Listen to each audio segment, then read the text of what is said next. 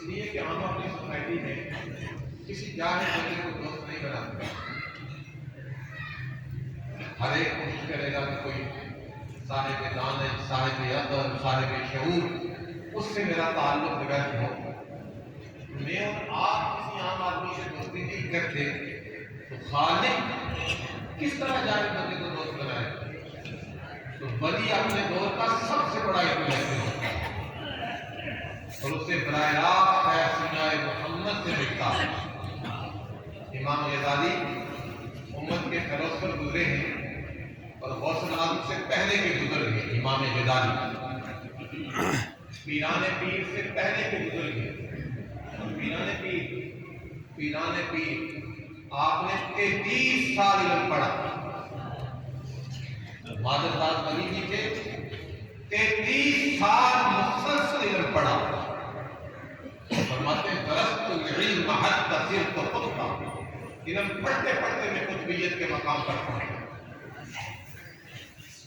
میں عرض کر رہا تھا کہ جو ولی ہے اس کا خیر براہ راست سینہ محمد سے نصیب ہوتا ہے. غوث اعظم رضی اللہ عنہ کے نفس جگر وہ بھی بڑے پڑھے ہوئے تھے، بڑے کوالیفائڈ تھے.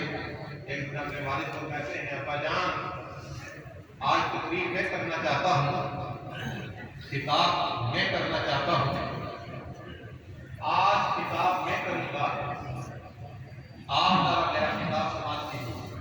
غوث اعظم نے فرمایا ٹھیک ہے بیٹا تقریر کریں. انہوں نے علم کے دریا بہا دیے لیکن کسی آنکھ سے آنسو نہ نکلا.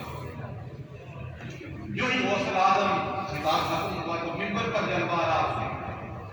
منبر پر جلوہ آرا ہوئے تو خطاب شروع کیا، ہر آنکھ سے آنسو کی گھڑی جاری ہو گئی. جب غوث اعظم نے تقریر ختم کی نا تو نفس جگر پوچھتا ہے ان کا صاحب زادہ ابا جان میں نے بڑی علمی تقریر کی اور میری تقریر پر کسی آنکھ سے آنسو نہیں نکلا.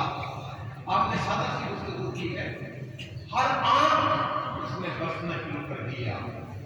غوث اعظم کا فرماتے ہیں بیٹا یا بنیا انت متکلم عن نفسک وانا متکلم عن غیرک واللہ ما تکلمت حتی قیل لی یا ابن الفاضل تکلم نحن معک.